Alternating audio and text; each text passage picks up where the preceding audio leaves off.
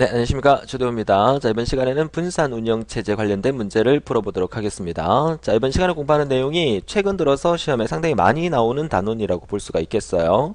자, 분산 운영체제와 분산 시스템 같은 경우에는 최근 들어서 우리가 많이 사용하는 형태의 시스템이기 때문에 오늘날 통신사회, 네트워크사회에서 분산 운영체제의 중요성이 대두가 되고 있기 때문에 출제위원들도 최근 유행에 맞춰서 이런 파트가 문제가 많이 출제되고 있다고 보면 되겠죠.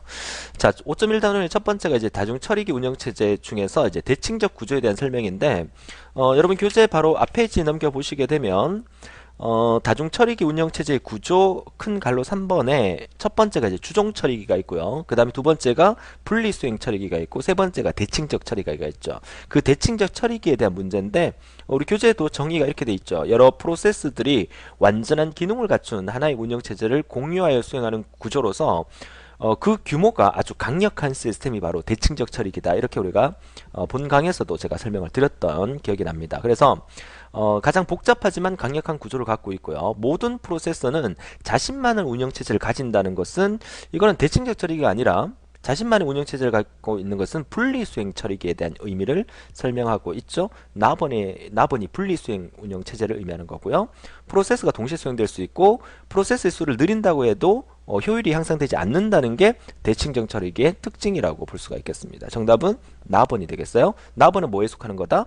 분리수행 처리기에 속하는 거다. 잘 정리해 두셨으면 좋겠습니다.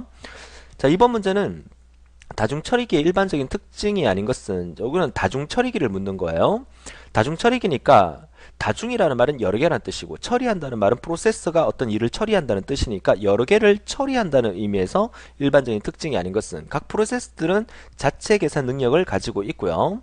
각 프로세서들이 여러 개의 기억 장소나 전용 기억 장소를 갖고 있다. 어떻게 보면 참 맞는 말인 것 같지만 이게 틀린 답이에요. 틀린 답으로 잘 나오는 말인데 여러분 교재 이제 좌측 페이지로 넘어가서 5.1 단원의 맨 첫 번째 5.1 다중처리기의 갈로 1번에 다중처리기의 개념 및 특징에 보시게 되면 왼쪽에 오답 쪽지 있죠. 그 오답 쪽지가 각 프로세서들이 여러 개의 기억 장소나 전용 기억 장소를 가진다는 이 말이 오답으로 엄청나게 자주 잘 나왔던 문제죠. 그러니까 맞는 말은 뭐냐면은 갈로 2번에 있죠. 여러 프로세서는 하나의 공통된 기억 장소나 각각의 독립된 기억 장소를 가지는 거지.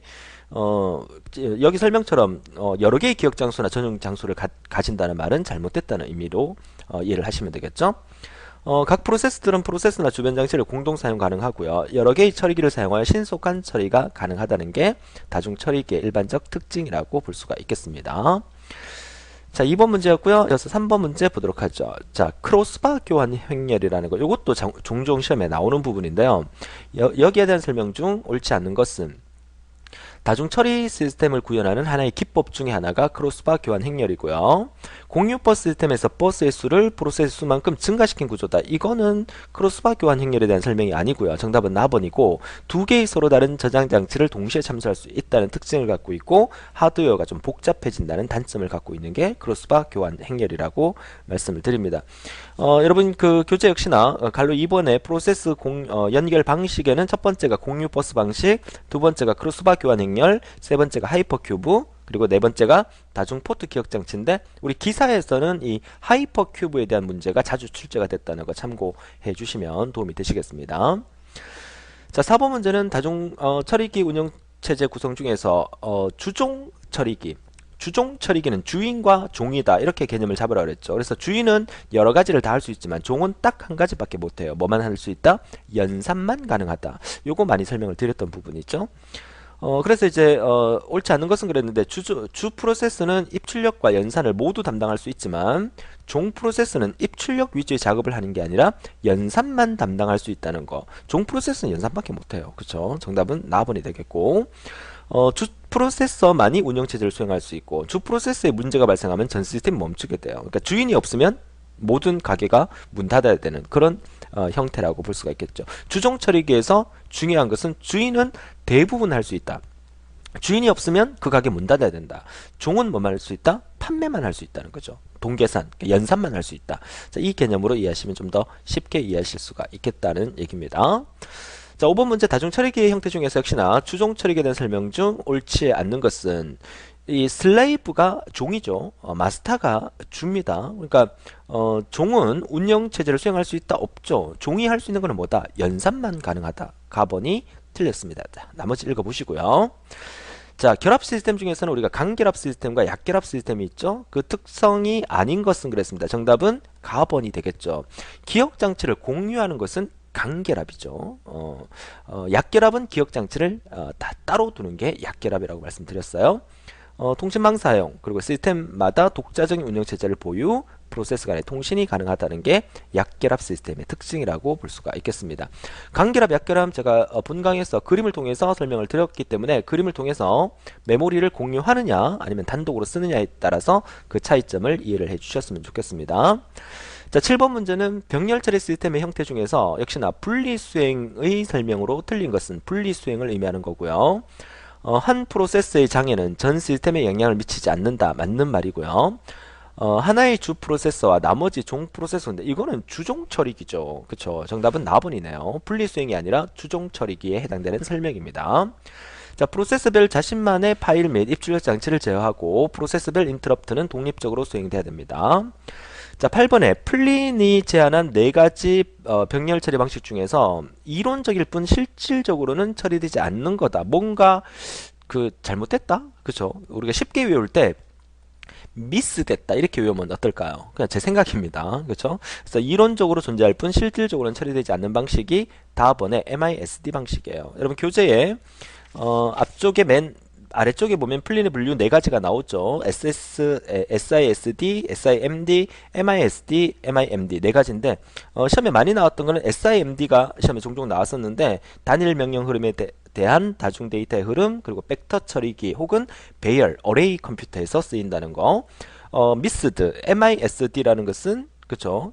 이론적으로만 존재하지 실질적으로는 사용되지 않는다는 거. 그래서 정답은 다번이 되겠습니다.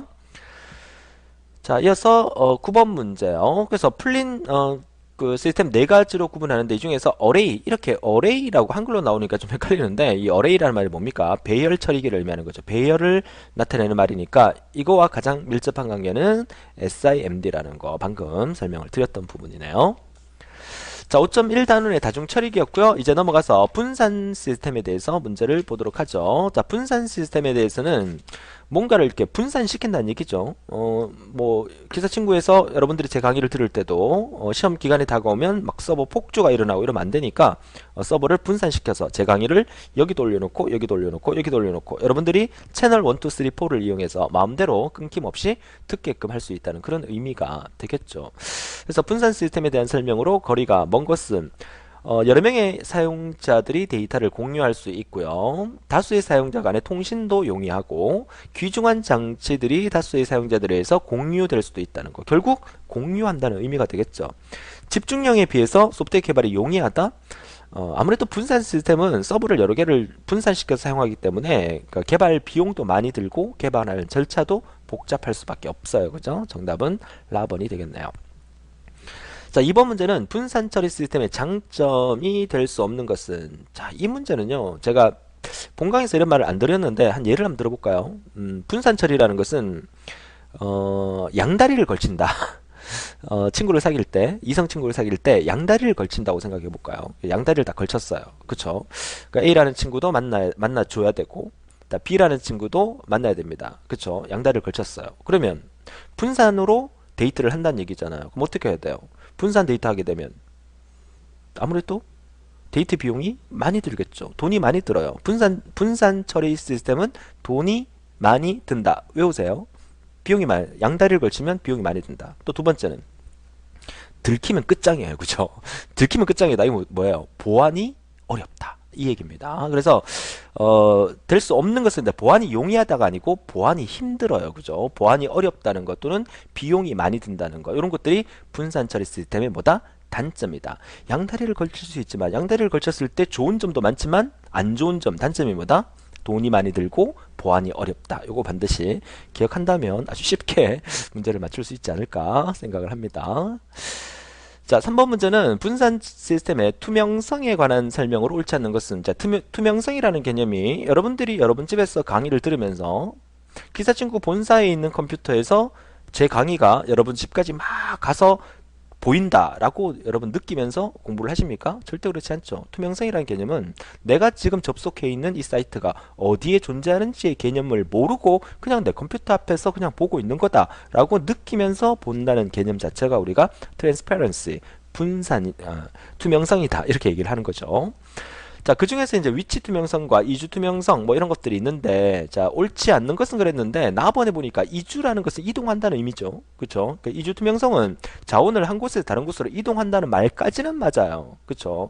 근데 이름도 자동으로 바꾸어진다 이거는 아니죠. 그쵸? 이름은 그대로 동일하게 사용이 돼야 되겠죠. 정답은 나번이 되겠습니다.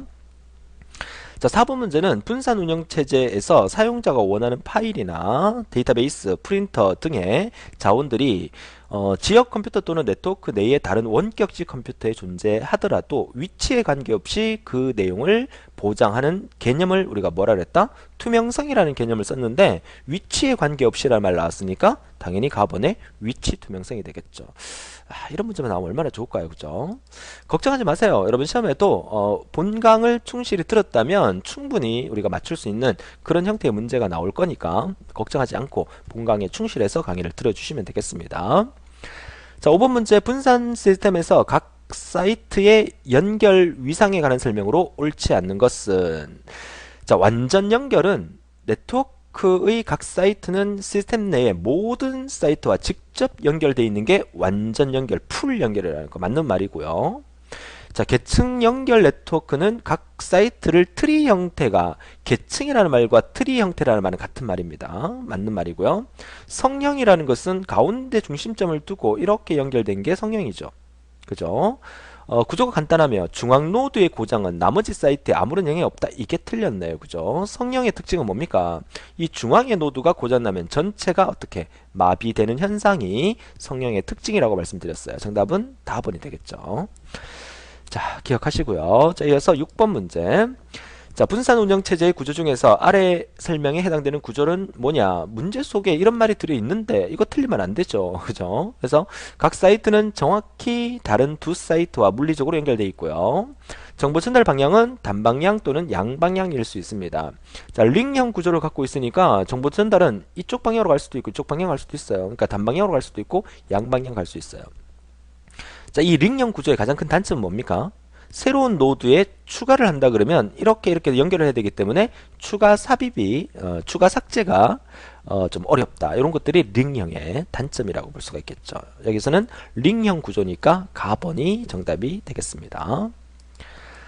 자, 7번 문제죠. 자, 7번 문제는 다음 설명과 가장 민첩한 분산형 구조는 모든 사이트는 하나의 중앙 노드에 직접 연결되어 있다. 중앙 노드에 직접 모든 사이트가 연결되어 있다. 답 나왔네요. 뭡니까? 성형이죠. 성형. 성형을 영어로 스타 커넥션, 스타형이다 라고 얘기를 합니다. 그래서 중앙 노드의 고장 시 모든 통신이 단절된다는 거 기억하시고요. 자, 그래서 8번 문제 역시 분산 처리 시스템의 장점 중 이 내용은 어떤 장점에 해당되는가 라고 물었는데 이것도 여러분 교재에 나와 있는 부분이에요. 그죠? 특정한 시스템의 병목 현상을 제거하기 위해서 필요한 자원을 추가할 수 있으므로 선택적인 성능 향상을 가능하게 한다는 말의 의미가 바로 점진적 확장이라는 의미입니다. 요거 문제를 통해서 또 여러분 교재에도 5.2 단원 첫 번째 페이지, 그죠? 5.2 단원 첫 번째 페이지 갈로 3번 맨 아래쪽에 보면 점진적 확장이란 말의 의미가 설명이 되고 있으니까 참고해서 한번 읽어봐 주셨으면 좋겠습니다. 자, 8번 문제였고요. 자, 그래서 9번 문제는 역시 분산 운영체제 구조 중에서 완전결합 풀입니다. 그죠? 완전결합에 대한 설명으로 옳지 않는 것은, 완전결합이니까 아무래도 전체를 다 연결하는 거니까 비용이 어떻게 되겠습니까? 비용이 많이 든다가 맞는 말이겠죠. 이 완전 연결을 뭐라 그럽니까? 그쵸? 이렇게 모든 사이트가 다 이렇게 연결된 형태를 우리가 무슨 구조로 한다? 자, 이렇게 무슨 구조로 한다? 이렇게까지. 그죠? 무슨 구조? 무슨 구조? 메쉬형, 그물형을 의미하는 거죠. 정답은 다번이 되겠고요. 자, 분산 처리 시스템의 위상에 따른 분류에 속하지 않는 것은, 그쵸? 계층 구조, 계층 구조가 뭡니까? 트리 구조. 그 다음에 성형 구조. 그리고 환형 구조가 뭡니까? 링형 구조를 의미하는 거죠. 이게 환형 구조가 링형입니다. 아닌 것은 나번이 되겠습니다.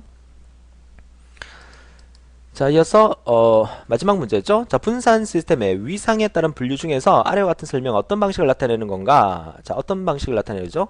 자, 공유되는 하나의 버스가 시스템 내의 모든 노드와 연결돼 있다.